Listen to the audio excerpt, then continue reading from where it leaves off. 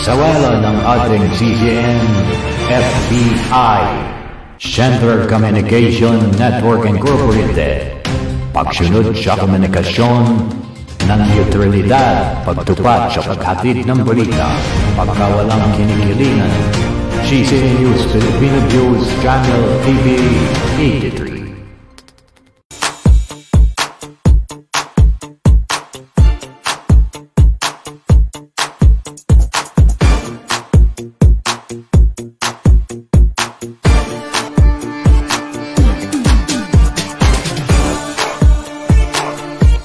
Pakinggan, subaybayan, panoorin ang programang Balitang Reporters Action Ngayon. Ito lamang sa impilan ng CCN News Filipino News. Ang Balitang Reporters Action Ngayon, umuugnay sa mga sanuwang balita sa pamagitan ng mga CCN Patrol Reporters. Luzon, Visayas, Mindanao. Ito ang Balitang Reporters Action Ngayon.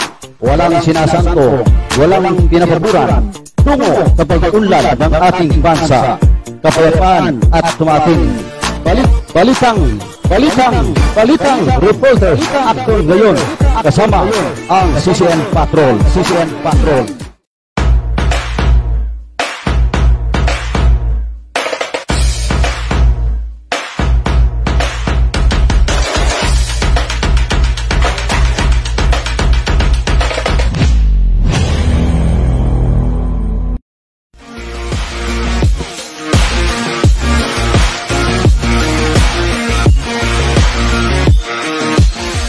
Philippine Standard Time, ganap ng alas 3:25 ng hapon. Ngayon po ay Hulyo 23, 2025, July 23, 2025. Meron na lamang tayong 161 araw o 161 days na natitira sa taong 2021.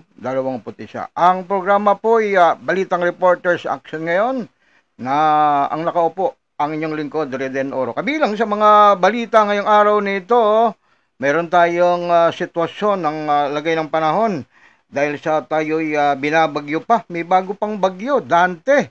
Ito yung detalye ng balitang Emong at Dante. Dalawa agad. Dalawa yung kapalit ni, sino ba yung nakaraang? Krising. Dalawang bagyo ang nasa PAR o Philippine Area of Responsibility. Magkakasabay na pagsama ng panahon, umiiral at binabantayan ng pag-asa. Ang dalawang tropical cyclone ang nasa loob ng Philippine Area of Responsibility na magpapaigting sa southwest monsoon o habagat. Ito habang may isa pang low pressure area na maaaring maging susunod na tropical depression. Ayon sa ulat ng pag-asa, ngayong Miyerkules, ngayong araw na ito, kaninang umaga, ngayon hapon Hulyo 23, parehong lumakas, bandang alas 8 ng umaga, ang mga weather system. Ang LPA o Low Pressure Area sa Hilagang Luzon ay naging Tropical Depression Emong. Abang ang dating Tropical Depression na si Dante ay umangat na sa Tropical Storm category.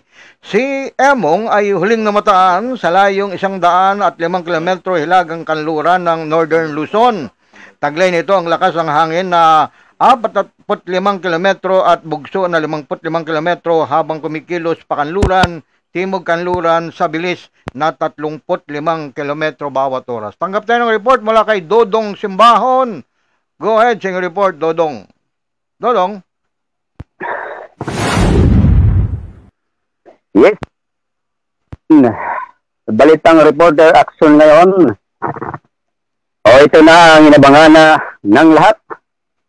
Walang pasok sa lahat ng baitang kasama kalihiyo at sumanerista at mga tanggapan ng gobyerno para sa Hulyo 23, 2025. Ito yung walang pasok. Ilocos Norte, Ilocos Sur, Abra, La Union, Benguet, Pangasinan, Tarlac, Nueva Ecija, Zambales, Bulacan, Bataan, NCR, Laguna, Rizal, Batangas, Quezon, Marinduque, Camarines Store, Albay, Kadinwanes, Sorsogon, isama ng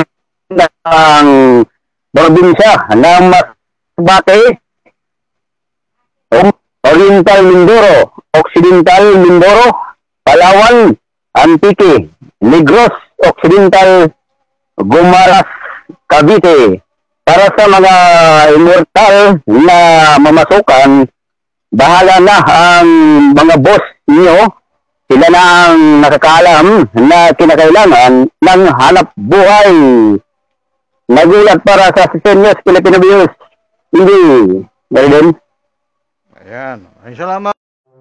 Dodong Simbahon sa iyong report. Samantala sa huling paragraph ng balita, samantala si Dante na nanatili sa 880 kilometro silangan ng dulong hilaga ng Luzon.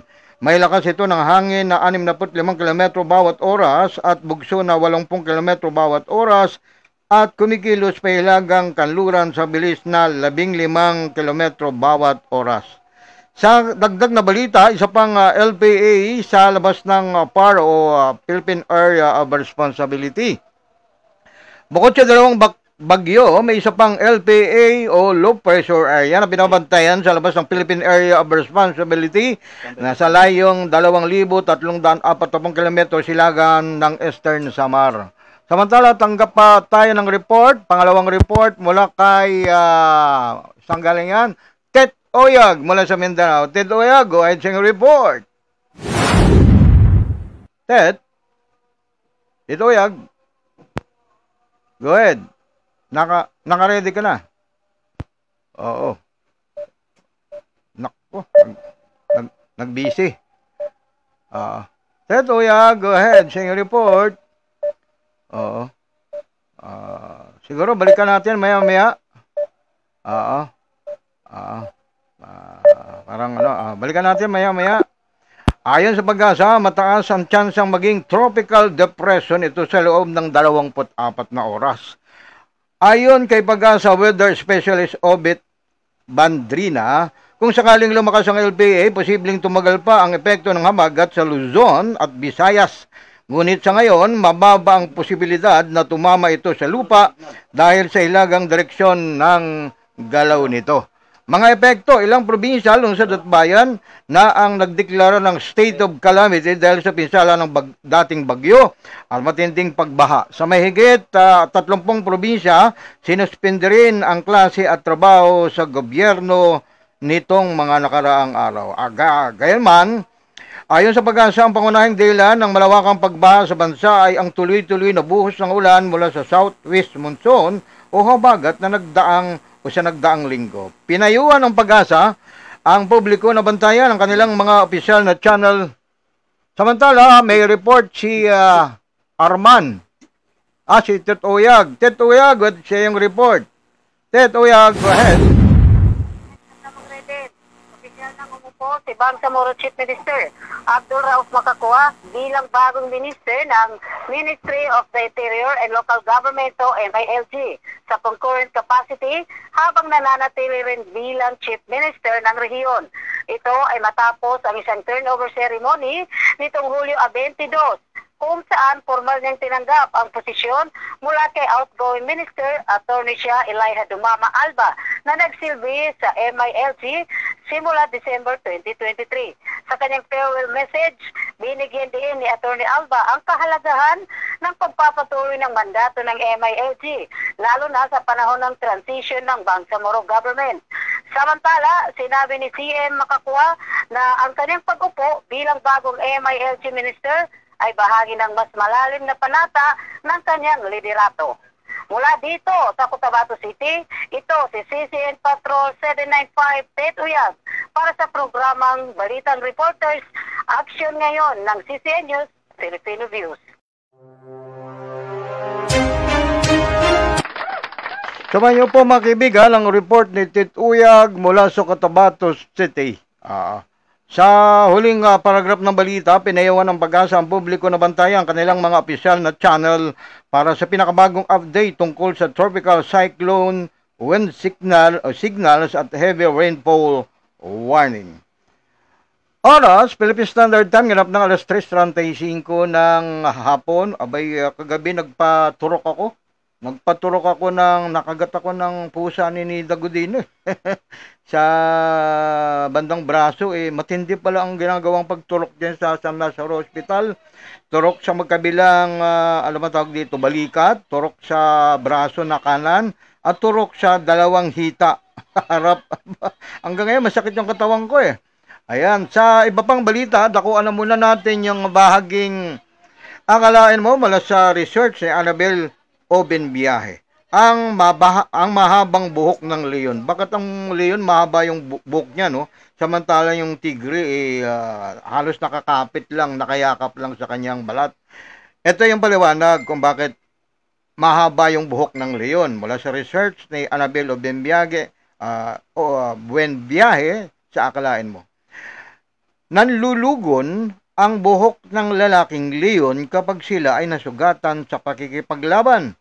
Kaya kapag mahaba ang buhok ng leon, iniiwasan siyang kalabanin ng mga lalaking leon. Ang mahabang buhok ng lalaking leon ay nagpapahayag na wala pang nakakatalo sa kanya. Aba, ganun pala. Kapag mahaba pala ang buhok ng leon, ibig sabihin, wala pang nakakatalo sa laban sa kanya. Pag nakipaglaban siya, sabi yung pinaka-caricature, pinaka-drawing, yung may lobo kung bagay sa comics, sino ang matapang sa inyo? Labanan niyo ako.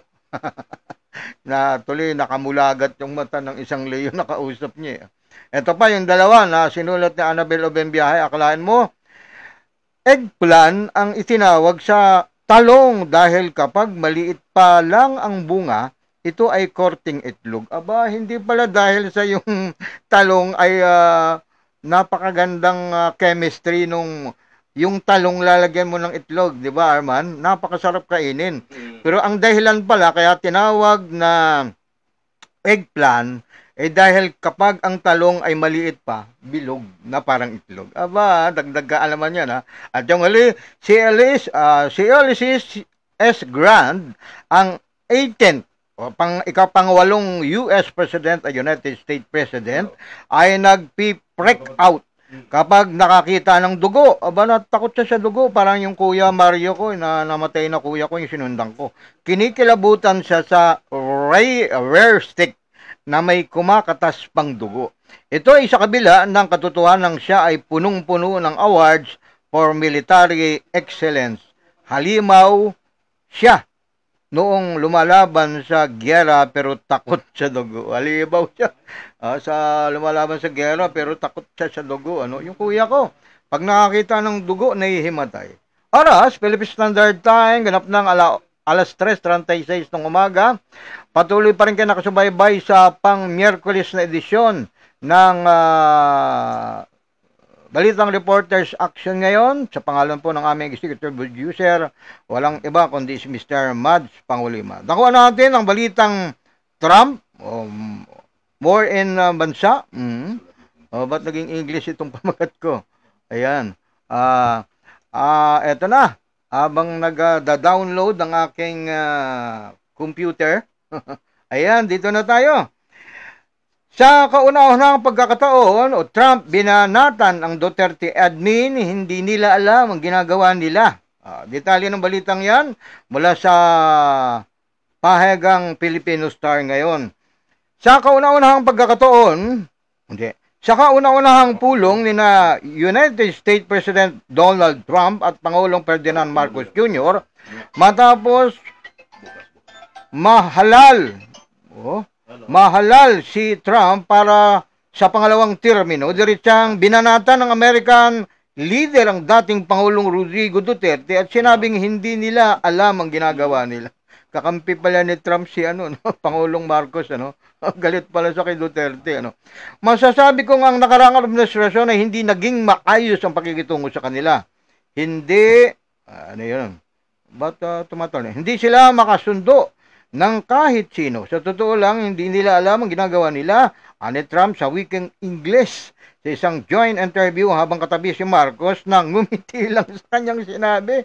Ngingiti-ngili lang si dating Pangulong kasalukuyang Pangulong Marcos. Binanggit ito ni Trump habang pinupuri ang kasalukuyang relasyon ng Amerika at Pilipinas sa ilalim ni Marcos.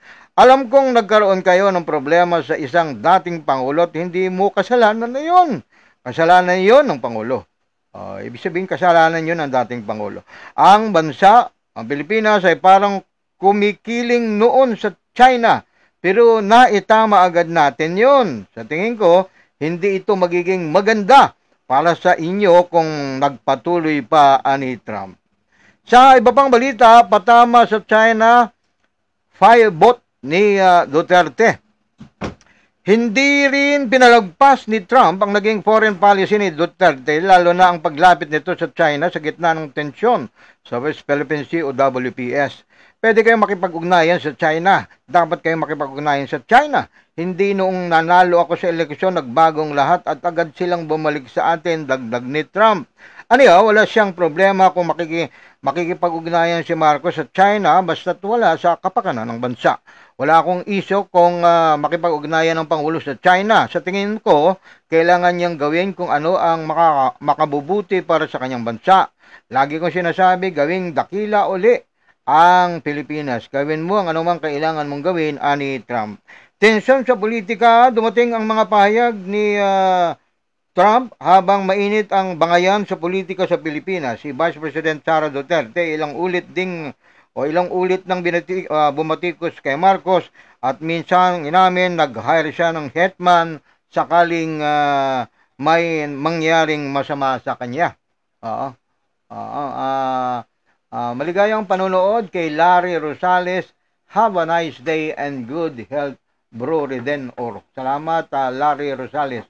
Dodong Simbahon is watching with you. Ulitin natin from Larry Rosales. Have a nice day and good health, Bro Reden. Si Dodong Simbahon naman is watching for you. Nabanggit rin lang yung Larry, yung tatay ni Larry, anong pangalan nito?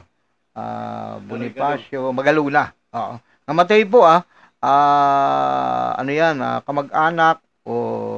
kamag-anak ng asawa ng kapatid kong bunso. Kamag-anak ni Ninin yan.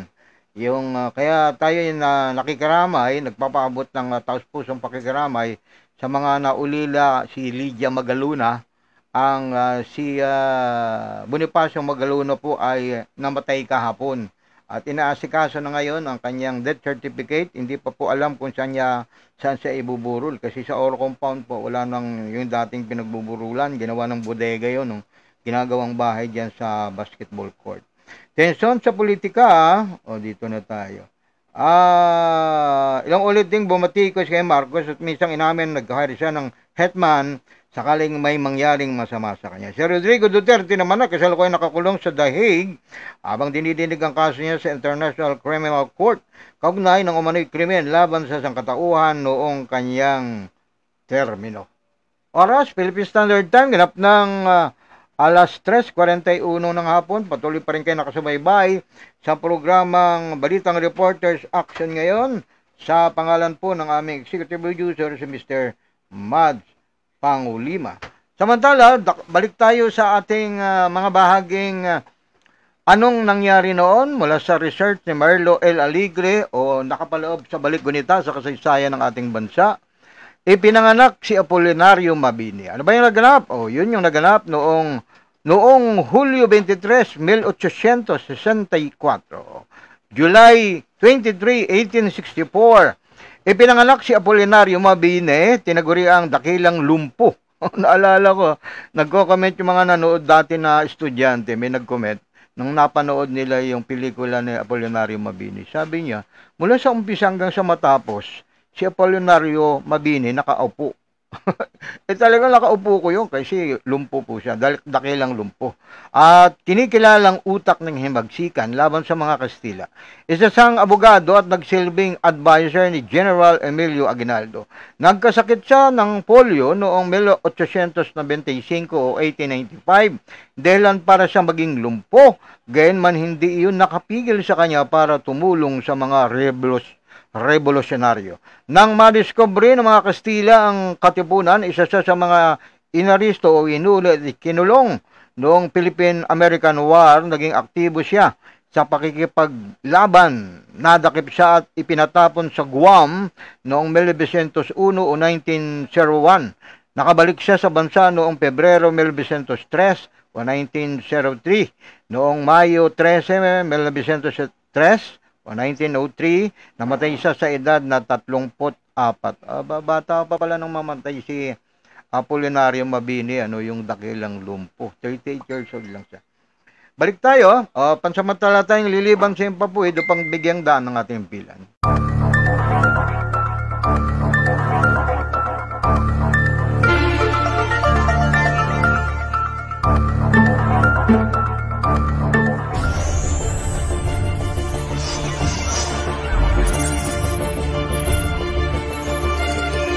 Sa wala ng ating CGN, FBI, Center Communication Network Incorporated, pagsunod sa komunikasyon ng neutralidad, pagtupad sa paghatid ng balita, pagkawalang kinikilingan, CGN News Filipino News Channel TV 83.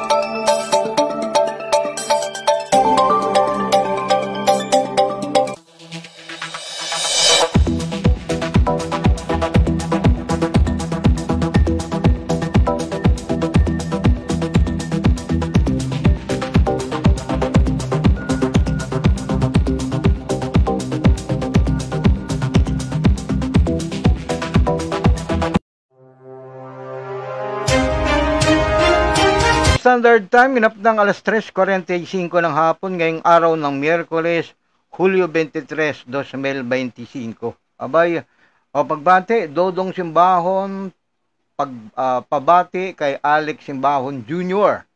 Diyan sa 175 Katipunan o Katuparan at Barangay Commonwealth, Quezon City. Ulitin natin, bumabati o pinababati ni Dodong Simbahon ang kanyang anak, yung kanyang junior, diyan sa 175 Katuparan at sa Barangay Commonwealth, Quezon City. Ang kanyang anak, alam ko nag-iisang anak lang ni Dodong Simbahon to Alex Simbahon Jr. Ayan, maligayang panonood. Alex Simbahon Jr. diyan sa 175 Katuparan, Barangay Commonwealth, Quezon City. Thanks, Patrol. Binabati din natin yung asawa ni Alex Simbahon. Uy, may namatay na namang radio broadcaster. Sino kaya ito? Patay ang isang kilalang radio commentator at broadcaster matapos itong tambangan ng hindi pa nakikilalang mga armadong salarin sa barangay Mangagoy, Bislig City, Surigao del Sur. Dead on the spot sa ambos matapos mapuruhan ng tama ng bala sa ulo ang biktima na nakilalang si Erwin Boy Pana Segovia, broadcaster at station manager ng Radyo Gugma. Yung Gugma po, yung mahal yan Mahal kita, ginagugma, hinigugma kita. Ang biktima ay radio host din sa diretsahan ni Boy Pana Segovia, isang pang-umagang public affairs program na ini-ere sa radio station 95.8 FM o DXTV FM mula Lunes hanggang Biyernes. Sa inisyal na ulat ng Bislig City Police, lula ng kanyang motorsiklo ang biktima matapos ang programa nito sa naturang radio station ng pagbabarili ng mga armadong salarin sa nasabing lugar. Napatitan na gawa pang magpaalam ng biktima sa kanyang programa bago naganap ang krimen. Ang biktima ay napuruhan ng tama ng bala sa ulo na humagis pa sa sinasakyan nitong motorsiklo nang siya ay pagbabarili na habang mabilis namang nagsitaka sa mga salarin.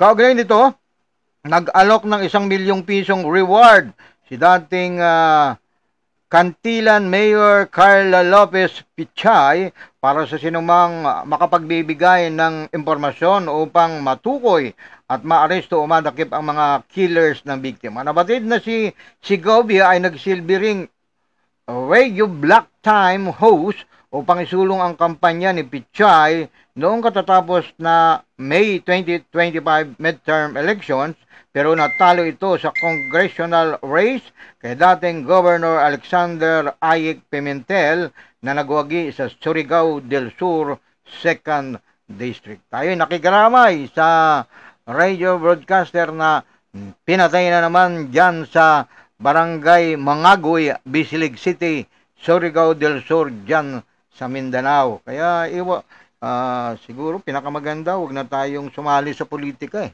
Tayo mga nagbo-broadcast, eh minsan kasi sponsor nila yan. Ano? Oras, Philippine Standard Time, ganap ng alas 3:48 ng hapon. Patuloy pa rin kayo nakasubaybay sa programang Balitang Reporters Action ngayon na ang inyong lingkod ang nakaupo. Sopa, rep, nahakot. Bakit nahakot? Pinaalalahanan ng Metro Manila Development Authority o MMDA ang publiko na huwag gawing tapunan ng basura ang mga kanal at estero. Ayon kay MMDA Chairman Romando Artes, kulang sa disiplina sa pagtatapon ng basura ang mga Pinoy o mga Pilipino, kaya ito ang dahilan ng matinding pagbabaha. Kaya dyan sa Barangay San Vicente, yung sapa dyan, nasa ibabaw yung mga bahay. Yung katapat ng bahay nila, doon na lang binabagsak yung mga basura. Kaya baka pwedeng wag na natin gawin yan, tigilan na natin. Kasi yun ang naging indihan ng baha. Sa virtual briefing sa Malacanang, sinabi ni Artes na ang sirang refrigerator at mga sirang sopa o yung upuan sa bahay ang bumabalandra, mga may foam yan mga leader sa mga pumping station sa Metro Manila, kaya hindi makadaloy ng maayos ang tubig na nagresulta sa matinding pagbaha sa maraming lugar sa Metro Manila. Yung sa amin, umapaw yung creek, pagdating ko natibo pa ng boteng basag yung ano ba yun, apo ko o pamangkin. Sinabi pa ni Artes na maliliit na ang drainage system bukod pa sa antigo na ang mga ito, kaya lalong nagpalala sa sitwasyon ang mga baradong basura na hindi naman dapat itapon sa mga kanal at estero. May rep, may supa at iba't ibang materyales na naaanod dala ng tubig baha. Pag bumomba ang ating pump ay nagpapabagal ang mga ito sa pagsipsip ng tubig para may labas dito sa kalupaan papunta sa Madjoy Waterways, ayon pa kay Artes. Dahil dito kaya nanawagan ang opisyal sa mga Metro Manila na pairalin ng disiplina at sumunod sa mga pulisya para sa tamang pagtatapon ng basura upang hindi magdulot ng perwisyo sa tuwing may malakas na pag-ulan. Binigyan din ni Artes na ang paglutas sa pagbaha ay hindi lamang solo responsibilidad ng gobyerno, bagkus ay dapat na magtulong-tulong dahil kailangan ng partisipasyon ng bawat isa.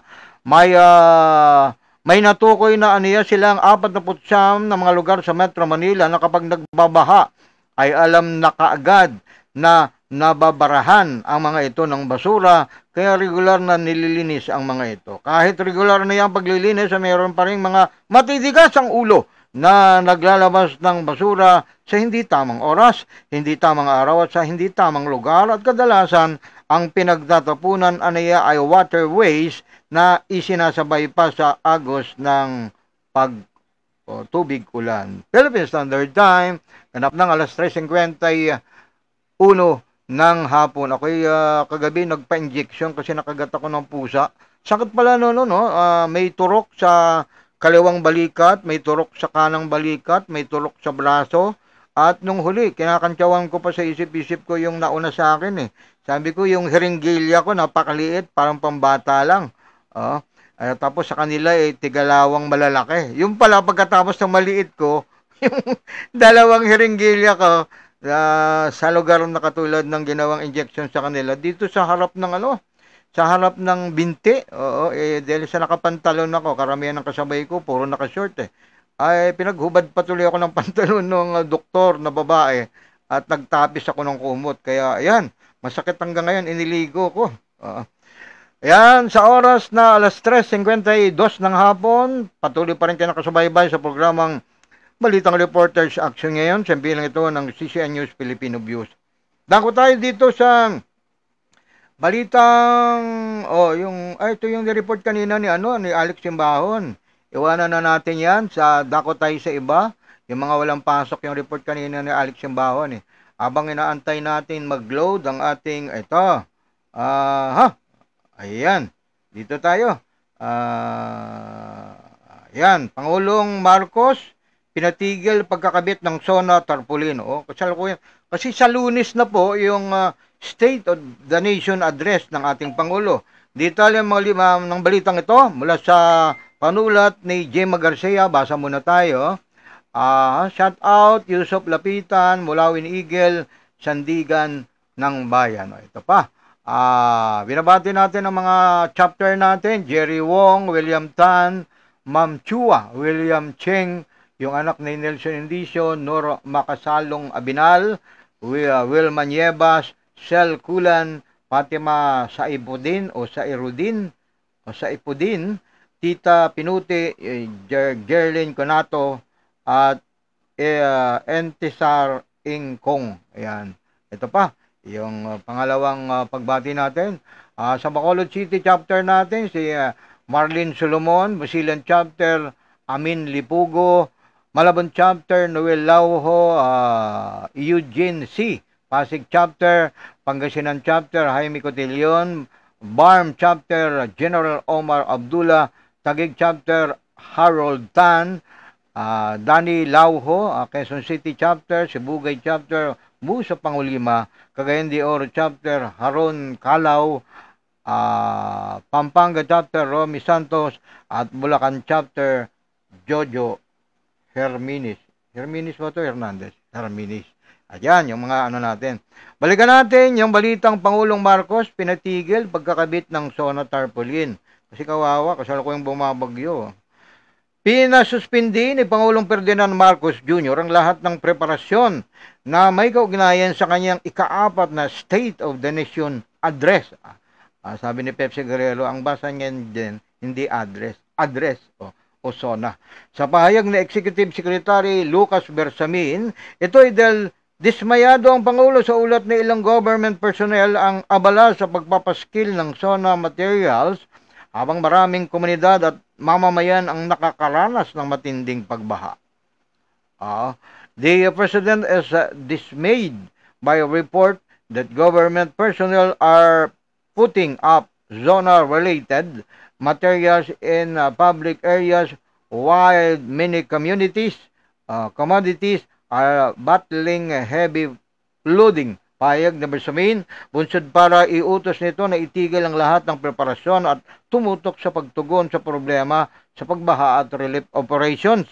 Inatasan naman ng kalihimang Department of Public Works and Highways o DPWH at iba pang ahensya ng gobyerno na itutok ang kanilang atensyon sa relief operations at paglutas sa baha upang masiguro ang kaligtasan at kapakanan ng mamamayan lalo na sa panahon ng krisis. Umaasa naman si Bersamin na susunod ang lahat ng ahensya upang matulungan ang maraming mamamayan na nagdurusa ngayon sa perwisyo ng matinding pagbaha. The President's directive is to focus all efforts on ensuring the safety and welfare of the Filipino people, especially during these times of crisis, dagdag pa ni Bersamin. Kahapon ay umano ng negatibong reaksyon ng mga larawang umikot sa social media kung saan naglalagay na ng posters at larawan ng Pangulo kaugnay sa kanyang nakatakdang SONA sa Lunes, Hulyo 28. Sa Lunes na po yung State of the Nation Address. Kung hindi ako nagkakamali, pang-4 na State of the Nation Address yan ng ating Pangulo o SONA. Sa Lunes na po yan, July 28. Philippine Standard Time, ganap ng alas 5:57 ng hapon. Mamaya, balikan natin yung ating computer. Dito muna tayo sa balik gunita sa kasaysayan ng ating bansa. Ano ba yung naganap ngayong araw nito? Mula sa research ni Fernando B. Castro. Ano ba yung naganap noong Hulyo 23, 1829? Ano na ito? Balik gunita sa kasaysayan ng ibang bansa na ito. Dito tayo. Ayan.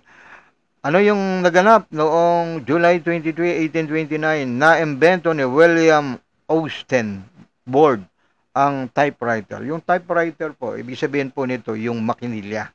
Matagal ginamit ng tatay ko itong makinilya. At yung basahin na rin natin, yung iba pa. Ano ba yung naganap noong Hulyo 23, 1875 o July 23, 1875? Pinaka-copyright ni Mark Twain ang nobelang The Adventure of Tom Sawyer. Ayan. Balikan dito sa kasaysayan ng ibang bansa. Parang ito yung binasa na balita kanina ni Dodong Simbahon. Basahin na rin natin kasi para magkaiba naman. Binigyang kapangyarihan ni Pangulong Ferdinand Marcos Jr. sa Department of the Interior and Local Government o DILG Secretary John Vic Rimulya na mag-anunsyo ng suspensyon ng trabaho at klase sa tuwing masama ang panahon at iba pang kalamidad. Itong kinumpirma ni Presidential Communication Office o PCO Secretary Dave Gomez matapos na si Rimulya ang mag-anunsyo na walang pasok kahapon. The DILG site Presidential Communications Office Secretary Dave Gomez confirmation that Rimulya was authorized by President Ferdinand Marcos Jr. to make announcements on behalf of the Cabinet and the Palace in time of national emergency, sinabi ni Gomez.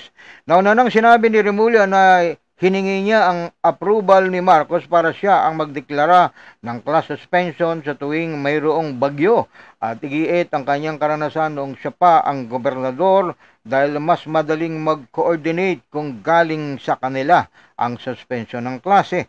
Ang kapangyarihan para magsumiti ng klase ay pangunahing nakaatang sa mga lokal na pamahalaan at sa Department of Education, depende sa bigat ng sitwasyon at lokasyon. Sa kabila nito, sinabi naman ng DILG na maaari pa rin magsuspende ng pasok ang Department of Education at local government unit base sa kondisyon sa kanilang lugar.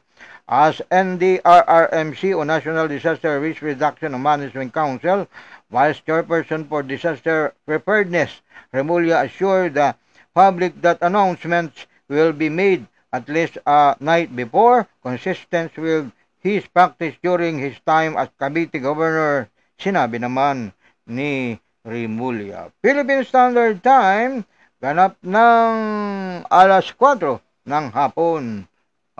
Balikan natin yung ating balik ganita sa kasaysayan ng ibang bansa. Ano ba yung naganap? Balik isiningit lang pala ito. Parang balik tayo Pilipinas, balik ganita sa kasaysayan ng ating bansa. Ano ba yung naganap noong Hulyo 23, 1900 o taong 2007 o July 23, 2007? Sinabi ni President Gloria Macapagal Arroyo sa kanyang ika-4 na State of the Nation Address o SONA na matatag siyang leader ng bansa at hindi matitinag. Tumagal ng 1 oras at 10 minuto ang kanyang talumpati. 1 hour and 10 minutes. Hulyo 23, 1904 o July 23, 1904, na-imbento ni Charles A. Menches ang apa ng ice cream. Aba, inimbento pala to, no? Yung apa. Ilalagyan ng ice cream. Hulyo 23, 1929 o July 23, 1929, ipinagbawal sa bansang Italy ang paggamit ng dayuhang salita. Bawal silang gumamit ng ibang salita, no? O ibang wika, no? At yung dalawang huling balik gunita sa kasaysayan ng ibang bansa, ano ba yung naganap noong Hulyo 23, 1984 o July 23, 1984? Nagbitiw si Miss Black America Vanessa Williams dahil sa nude photos niya sa Penthouse magazine. Aba, sabihin, mayroon siyang nude photos dahil sa may nude photos siya doon sa Penthouse magazine sa Amerika. Nagbitiw siya bilang Miss Black America, Vanessa Williams. Hulyo 23, 1995, huling balik nito sa kasaysayan ng ibang bansa, na-discovery ang Hale-Bopp Comet. Yung Hale-Bopp Comet po, yun po yung nalaman for the first time na may ibang bituin na wala pang pangalan, yung karaniwan po kung sino yung unang nakakita at sinigurado niyang bituin o galaxy, sa kanya ipapangalan. Kaya pinangalan po kay Hale-Bopp yung kometa. Kasabihan ngayong araw nito, ang kabaitan ng tanging lengguwahe o salita na narinig ng mga bingi at nakikita ng mga bulag. Kakaiba yun, ang lalim na no? Narinig ng bingi, nakikita ng bulag. Kakaiba, no? Ayan. Paano nangyari? Bakit nawala ang aking... Nagloloko na yung ating Dito na tayo, balik muna tayo sa ating mano-mano. Dalawa patay na sanggol, isinilid sa maleta at plastic bag. Balita mula sa Sorsogon, Sorsogon City, sa Bicol ito, dalawang sanggol ang maghihiwalay na natagpo ang patay at nakasilid sa maleta at plastic bag sa bayan ng Bulan at Sorsogon City, Sorsogon. Sa ulat ng Camp General Simeon Ula, unang natagpuan ng mga residente ang isang maleta na palutang-lutang sa dagat malapit sa baybayin ng barangay GP Laurel sa bayan ng Bulan, tagariyan ng nanay ko. Dakong alas 3 o alas 5:30 ng hapon noong Biyernes. Nang buksan ay tumambad sa kanila ang patay na lalaking sanggol.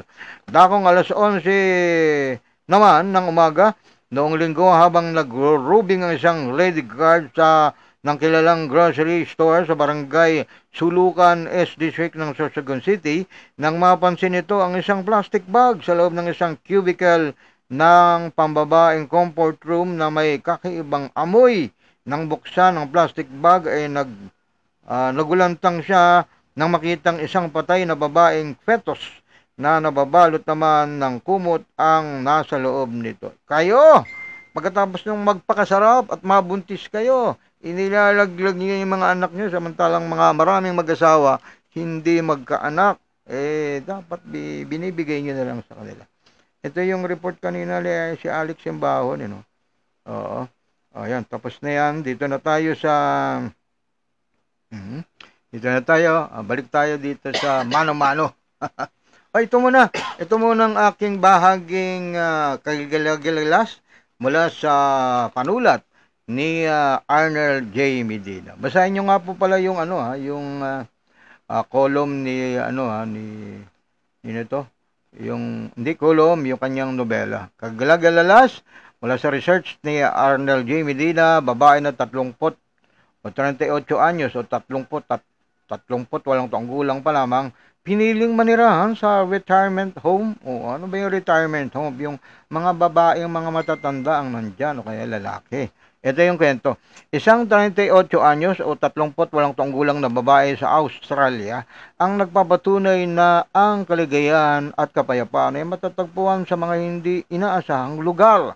Matapos ang isang taong paninirahan sa isang retirement home, dineklara niya na ito na ang pinakamagandang desisyon na kanyang ginawa sa buhay. Nagsimula ang kanyang komento matapos maghiwalay sila ng kanyang live-in partner.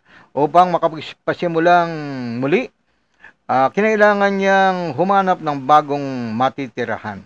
Dahil sa kamahalan ng mga apartment sa Melbourne, at sa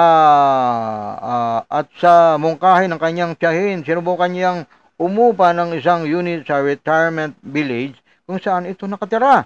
Agad nitong naramdaman ang mga bentahe ng kanyang desisyon. Ang kanyang 2-bedroom apartment ay nagkakahalaga lamang ng $500 kada buwan o bawat buwan. Malayong-malayo ito sa karaniwang upa sa Melbourne na umaabot sa $2,800 hanggang $3,200. Ngunit higit sa pera, ang kapayapaan ng kanyang natagpuan. Hindi ko ito tinitignan bilang pansamantalang tirahan. Ito ang aking tahanan. Aniya sa isang panayam sa Business Insider. Napakalaking tulong sa aking mental health ang mamuhay kasama ng mga taong hindi nagmamadali sa buhay at hindi abala sa teknolohiya. Inilarawan niya ang kanyang buhay bilang therapeutic, kabilang sa kanyang mga gawain ng chair yoga, pagbibisikleta, paglalaro ng bingo tuwing Miyerkules, at pagkikipag-usap sa mga kapitbahay na palaging handang tumulong. Malayo ito sa inakala niya ng marami na nakakabagot na buhay para sa kanya. Ito ay isang simpleng pamumuhay na nagbigay sa kanya ng kapayapaan. Ayon sa kanya, binago ng kanyang bagong tahanan ng kanyang pananaw sa pagtanda. Natutunan ko mula sa mga nakapaligid sa akin na maaari ka pa rin maging aktibo, magkaroon ng mga kaibigan at magsimula ng mga bagong libangan anuman ang iyong edad, aniya.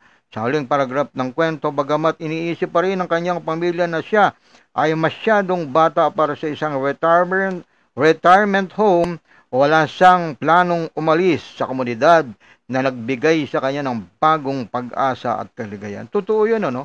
Kapag kasama ka ng mga kaedad mo o sa murang edad, masyadong busy. Kasi high technology tayo. Pero yung mga matatanda, napakahaba ng oras nila kasi hindi sila gumagamit ng cellphone, hindi sila nagtatablet. At dyan na po, nagwawakas ang programang Balitang Reporters Action ngayon. Sa pangalan po ng aming executive producer, si Mr. Mads Pangulima, ako po ang inyong lingkod, Riden Oro. Philippine Standard Time, ganap ng alas 4:08 ng hapon.